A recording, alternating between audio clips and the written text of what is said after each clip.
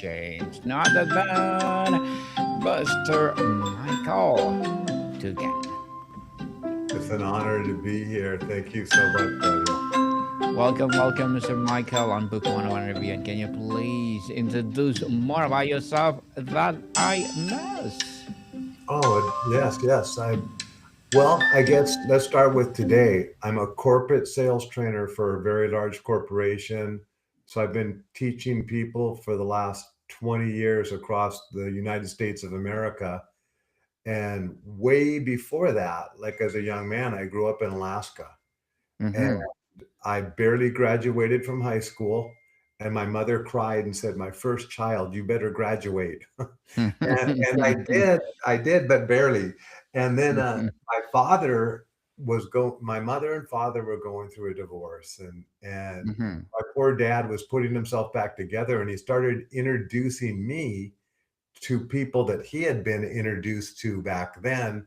And thus, there's a book called The Power of Positive Thinking by Norman Vincent Peale. Or back then, they had seminars like Est and Insight. So I got introduced to those seminars as a young man. And some of that information, it resonated with my psychology.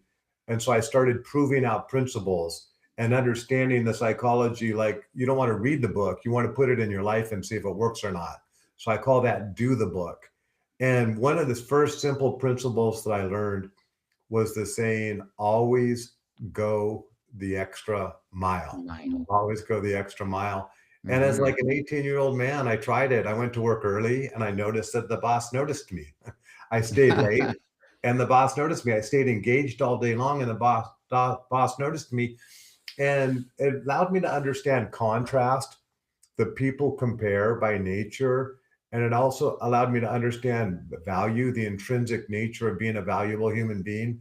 When you do more, you're noticed. So that's the contrast, but you're more Yes. valuable. So they keep you around. And that was a principle that absolutely changed the direction of my life. Always go the extra mile. Even today, I tell people, if you take one thing from the training as I spend time with you, if you just take that statement and apply it, it will change the trajectory of your existence. I call it the time and location of your gravestone. It will swing your trajectory by simply embracing that one concept. Yes, people go to the extra mile. It's something that will empower you to do your life. And thank you so much for sharing your knowledge and wisdom to the world, Mr. Michael. And today let's talk about turning snowflakes into diamonds, how to become unshakable under pressure in the age of AI. So, powerful metaphor. Turning snowflakes into diamonds. What is the foundational mindset shift required to begin that transformative process under pressure? Yeah, thank you. It's incredible metaphor. And alchemy could be like an alchemist is supposedly somebody that can change one substance to another substance, like turning lead into gold. Or Paulo Coelho wrote a book called The Alchemist that impacted me as a young man. And but it was the point of like even taking sadness and turning it into love, or sadness and turning it into happiness. So having alchemy within ourselves. And snowflakes, growing up in Alaska, they would say that all snowflakes are individual, but there were this unique structures that sometimes they were wetter, sometimes they would float down, but they were all different snowflakes. But something happened to them at 32, 33 degrees, they would melt. And Mm-hmm. so a snowflake would be a person that might be soft and most beautiful. Nobody, my stance is, Daniel, no human being is better than another human being. We're all equal. And for me, that equality is a form of love and a form of non-judgment. And so a snowflake is not better than a diamond. They're just different. But in today's world, what makes a diamond is pressure. And there's a famous story I heard, or like a little metaphor, and it was that good times makes weak people, and weak people make bad times, and that bad times make strong people, and strong people make good times. And then I take that same saying and I spin it. Good times make snowflakes, and snowflakes make bad times. and bad times makes diamonds, and diamonds makes good times. So the metaphor is that a diamond, when people lose their jobs to AI or to robotization or dematerialization of businesses going online, it's a scary time. It's a very scary time for people. And sometimes people would lose their identity. Occasionally, I get to train people that are in the NFL or NHL, National Football League or Hockey League. And when they lose their professional status, they lose their identity that they were, a professional football player, or an A-list actor becomes a B actor. They lose their identity, or if somebody's married and divorced, they lose their marriage identity. And so people, if they lose that sense of purpose, that could have a challenge on their psyche. And so the book is to help people stay as employable as they possibly can in today's market. And in the book, I have three musts. You must be valuable. Let's go back to what I said earlier about always go the extra mile. You must be adaptable. So you have to have mental flexibility to be adaptable. And then you also have to have the ability to fit in, the ability to fit in with people. And these are the three must. And then giving themselves an identity upgrade to be more conscious, more conscious. So the pursuit of consciousness, and to be the most conscious, like whatever expression they are, whatever religion you are, the most conscious person, or whatever you believe politically, the most conscious person, and to attain that level of consciousness, which would be awareness. Mr. Michael, in the context of AI and rapid change, how do you redefine strength and unshakability? Is it more about steadfastness or about agile adaptability? Gosh, it's kind of both, but great question. But the agile adaptability, because it's so easy to be resistant, and so I've been nonstop studying psychology for, gosh, almost 40 years from when I made this decision to master my emotions as a young man.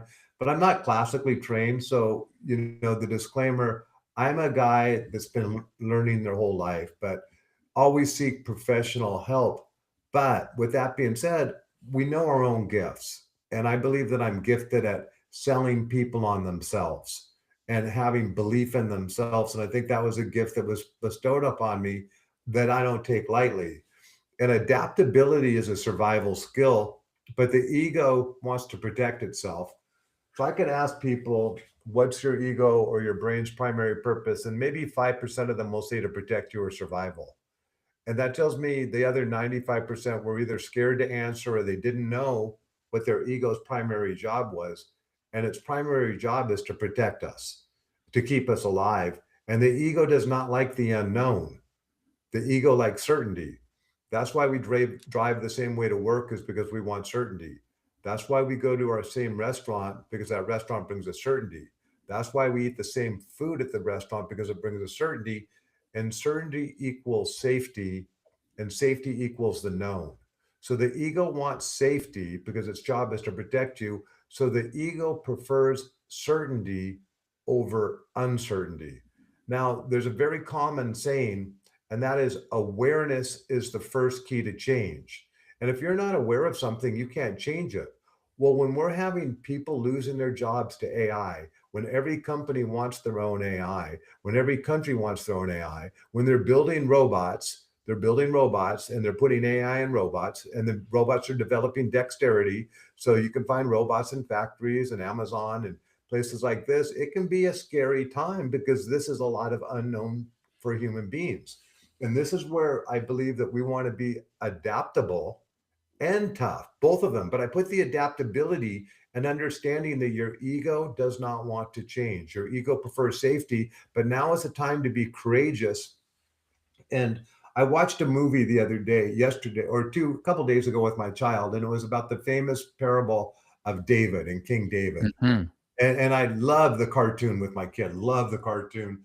And what I loved was this animated persona of this kid's alignment with God as he viewed God, his alignment and his absolute trust. And I love this. And he has unfailing trust. I mean, his courage was so powerful. So when they had this Goliath, that was a pretty good cartoon Goliath, pretty scary. First they showed this one, and they showed the second one, Zero fear, zero Hmm. fear. And this is what I would hope the people in that read Turning Snowflakes into Diamonds, that if it resonates with them, would aspire to be courageous and trust what they believe their maker to be, being universal, and having the ability to know that they have everything within them to make it through this time.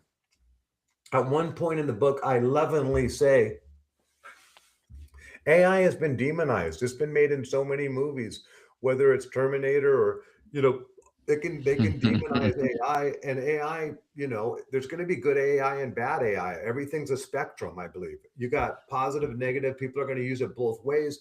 But I tell people I respect that and I give you nothing but love and honor. But if you don't use it, your coworker might be using it. If you don't use it, your competition might be using it. So you can resist it if you want to, and that's your right as a human being, and nothing but love. But I'm saying that it can give you an advantage in today's market with adaptability, because now you will no longer have a typo in an email. You can go ahead and you can go ahead and tell it what you want it to say, and it will say it in a manner that you want it to say you, so it reflects your voice. And you can say, can you make it more succinct, please? Can you make it more professional, please? Can you put a little bit of levity into it? And so it can make something that maybe previously took 20 minutes take 2 minutes. And so I've been finding as an older gentleman that has been incredibly useful in my life as a way of, just staying in the game of life. On the AI specific pressure cooker, Mr. Michael, what is the unique forms of a psychological pressure that the age of AI introduces beyond just job displacement that your framework addresses? Yeah, thank you. One of the things with the framework, there's a famous saying, and it's the diamond operating system. And there's a lot of frameworks that might be, of course, I've learned from people my whole life, and occasionally I'm given divine inspiration, but mostly a mixture of all three mixtures of things I've learned, and maybe a little bit of divinity comes through once in a while to put a little bit of uniqueness to it. But the diamond operating system is a system to maintain consciousness in pressure situations. And like a reframe, I heard one of your episodes, a lady talking about a reframe and the education of your guest. But a reframe, if anybody doesn't know, if you have a picture and you put it in a frame and then you put it in another frame, the picture looks different. So a reframe is a new perspective. So when we reframe pressure as a good thing, simply reframing pressure as a positive thing that's going to make you more of what you already are, the diamond that you are. Mhm. And so having the ability to look at pressure. So I would tell people, if the corporation you work for could do more with less, would they? And most people will nod their heads and say yes. And then I'd say, if they could pay you less, would they? And most people would nod and say, probably so. And things like that don't feel good to hear. But there's a book I read years ago called Good to Great by, Yes. yeah, Good to Great, and good is the enemy of being great, and the 5 different types of leadership. And the fourth type of leadership, the fifth level, they build it that it lives on its own. But there's a type of leader that they build it and they want it to fail when they leave. But then they also talked about, they call it the flywheel effect, that when you build an organization, it takes on its own life. It takes on its own life, that no one CEO or CFO can stop it. So it takes on its own life. They call that the flywheel effect. And so you can have different types of ego, and there could be like religious ego because the religion wants to live. There can be political ego. The political party wants to live, and there can be corporate ego. And the corporate ego, you have to understand, like in life, we live on this planet and there's rules on this planet. And so the more you understand the rules, it's the simplistic saying, when in Rome, do as the Romans. Or I Hmm. tell my kid, if I have a bunch of yellow ants and I put a red ant on the ground amongst the yellow ants, what would they do to the red ant? And my kid says, they kill it. I said, I don't know about that. I said, but they'll notice that it's different. So when Hmm. you're different, you stand out. And I tell people, sometimes in life you want to stand out, but sometimes you don't, because people like themselves. People like themselves because they share the same perspective, and that validates your ego's perspective. and every human being thinks they're right. So if there's 8 billion of us, if I put 1 over 8 billion, that's my perspective. And my ego wants to think it's right. But what does that make everybody else wrong? So the ego has a tendency to create separation.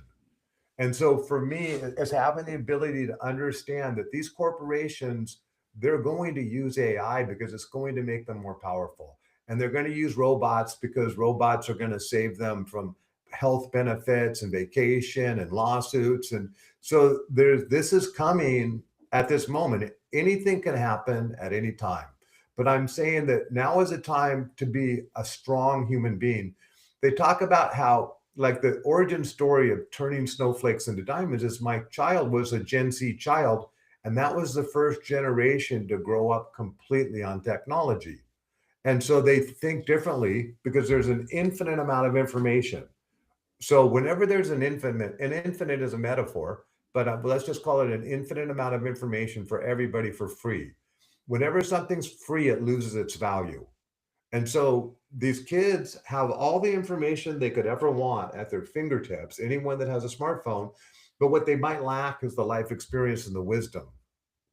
So snowflake could be looked at as a derogatory term, but then I say I'm a snowflake because I grew up in this country and I haven't seen a bad day in my life.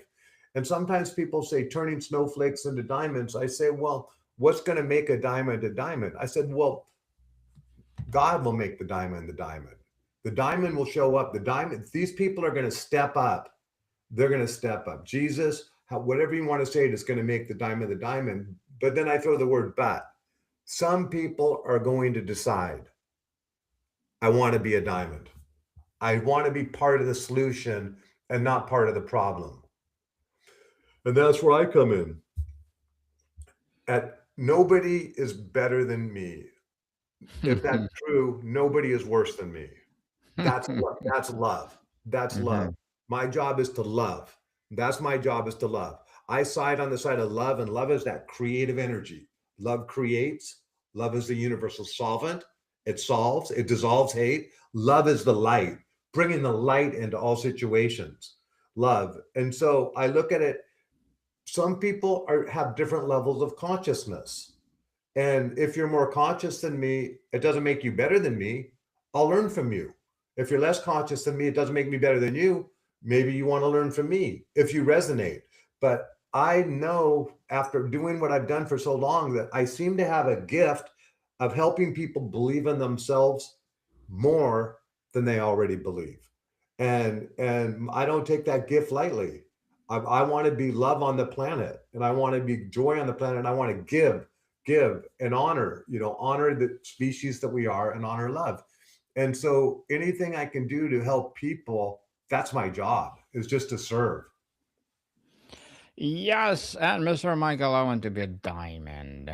So I was advocating to be a diamond. What are your short-term and long-term goals? Say that one more time for me, please, What Daniel. are your yes? So what are your short-term and long-term goals as advocating to be a diamond in the community? Oh, thank you, thank you. It was like, I mean, for me, what I did is the book was written with AI, and this might be blasphemous for you on a book writing thing, but what happened was it was divinity at the same time. And what happened was there's a guy I learned from years ago. So I'm nonstop learning, nonstop loving. And he was selling something online, and I just bought it. I didn't even care what it was. I just bought it, Daniel. Blind faith. And then he had something else he was selling. Well, first he had an $8 book. So I bought his digital book before I went live. And then I bought a $47 upsell. And then there's something for 9,909, well, just under $1,000. And I pressed on it and I went, oops, I accidentally bought it. And so now I accidentally bought $1,000 course. And then what I did is I went ahead and it was a course on AI, and Brian Tracy. That was another book that impacted me when I was young, was The Psychology of Sales by Brian Mhm. Tracy, prolific author. And what happened was I inserted the information of turning snow. I already came up with the idea of turning snowflakes into diamonds. And then I put at least 300 hours of iteration after iteration after iteration after iteration. It's about a 4 hour, 3 to 4 hour listen to, and it's a manual of the things that I've learned with the frameworks I've created. But that's the way it came into being. And in the book, I direct people to the website that those that are viewing can see the website, and there's the 30-day diamond sprint. And the 30-day diamond sprint is about 30 3-minute videos that walk you through the precepts in the book. And then at the end, I offer, at the end, when they complete, I give them a 50% discount for any course up to $1,000. And then if they resonate with me, and this is what I tell people, learn to listen to your intuition or learn to listen to your heart. Your heart, the brain is the logical one and the heart is the intuitive one. So for me, there's a differentiation between these two types of brains, the brain and the heart brain. And when somebody resonates with you, if they resonate with you, they resonate with you. And not everybody's going to resonate with me. I get that. But then if you do Mhm. resonate with me, and if you want to continue learning, continue learning. But if you don't resonate with me, find somebody else. Listen to Daniel's podcast. I've listened to some of them, and there's some very, very insightful, beautiful beings on your podcast, Daniel. So I appreciate the Thank service you. you're doing. Yeah. And you too, your level of, you are just an amazing man in the short amount of time I get to spend with you. And so for me, my immediate goal is I feel that I can get behind this book. I feel confident that I'm not selling you. I'm giving you my belief and my conviction that this will help you stay employed longer. This will help you be empowered as a human being. And so it's just to get it out there on different platforms and just see what happens and just go ahead and just give love and practice to the best of my ability to be a kind, loving, conscious human being and get it out there and just start touching people. Yes, give love, people, especially this season. Give love, love, love. And good luck to your goals, Mr. Michael, and looking forward for more success. And what will be a piece of advice for those people out there who want to be like you, to polish diamonds? Give them, don't undersell themselves. I tell people, is it possible that you are more powerful than you've ever considered? Is that possible? And 100% of them will look at me and say, it's possible. Then I say to them, give yourself permission to consider that you are more powerful than you've ever imagined. Just give yourself permission to consider it, not to believe it, just to consider it. Just entertain, like you're entertaining somebody to dinner, just entertain the possibility that that's true. And I'd like to tell them that I know it's true. Every Mhm. one of you matters. Every one of you is a player in this world or earth. I combine two words together. I call it worth, world and earth. That's the worth. We live on the planet Earth. And each one of you matters. Each one of you is exponential. Don't undersell your love. Don't undersell your capabilities. Understand that you make a difference. And that's what I'd like them to understand. The parting message is just understand that you matter and you make a difference. Make a difference, people. And thank you for that advice, Mr. Michael. And again, can you please recommend a books that influence your journey? Yes, yes. Well, Og Mandino, University of Success, as a very young man, he also wrote the book called The Greatest Salesperson in the World. There was also a book, The Psychology of Sales by Brian Tracy, that I had mentioned, that back when they used to have cassette tapes and I would listen to it over and over. Everything that man wrote, I listened to as a young man. There's also Seeds of Success by Dennis Waitley. And there was also Psycho Cybernetics back then by Maxwell Maltz. You know, Yes. yeah, and just a lot of fantastic books that have helped shape me as a young person. But the one I'm going back to that really impacted me as a young man was Og Mandino's The University of Success, which was a beautiful compilation of a bunch of the 1920s men that were like the motivational speakers then that had an impact on people. And there's one famous story by James Cromwell called Acres of Diamonds. And that's where this one farmer in Africa, he was disenchanted with his farming life, and he thought, I want a diamond mine. So he sold his farm and he spent his entire life looking for diamonds, and he never found them. And the person that bought his farm one day was sitting on the creek, and they saw something glistening in the creek, and it was the wealthiest diamond mine in all of Africa. And the person didn't recognize that the diamonds were inside of them. And that's what I'm telling you all, is the diamonds are inside of you. The diamond is inside you, people. Just polish it, and it will become glimmering for sure. And Mr. Michael, before we wrap up our discussion for today, I'm inviting you to please do listen to my other podcast, people. My other podcast, because my Abstract Essay is already in fifth season. Abstract Poetry in second season. I'm up Book 101 Review in sixth season too. Comedy 101 in third season. And Food 101 is now in sixth season as well. Geography 101, Love Letters, Movie 101, Review Music 101, our fourth season. And Science 101 and Sex 101 in third season. And our baby podcast, Mental Health 101, Law 101, Bible Verses 101. Entrepreneurship 101, and the newest one, Motivation 101. Please listen to them wherever you listen your podcast. So, Mr. Michael, ultimately, what is the most hopeful vision you have for a society where more individuals have done this work? What does the world of diamonds collaborating with AI look and feel like? Yeah, thank you. For me, it looks like love. It looks Love, like yes. it looks like love. And well, what does love look like? Love is acceptance, love is connection, love is an energy that creates. It's courageous human beings that are working together for a common cause, survival and consciousness.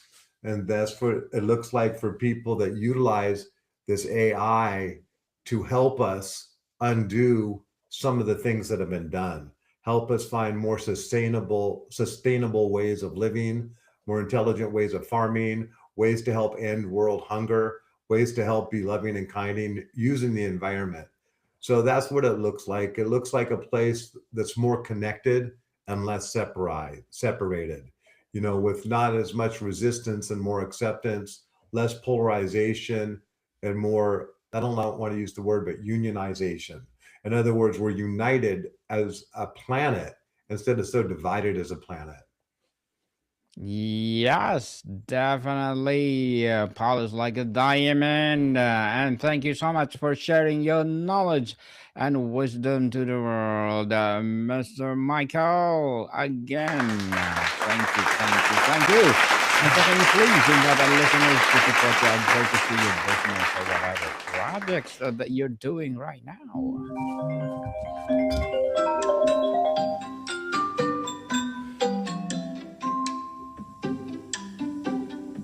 Mr. Michael?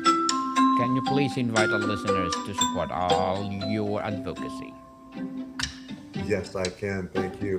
And you could find it on Amazon.com. You could find it on Audible. You could find it on this website. You could find me on turning on YouTube or Instagram or TikTok or Facebook, and anything I could do to serve any of you. If you tell me that you listen to any one of Daniel's podcasts, if I can give you any special love or an intention, it would be a joy for me to do that.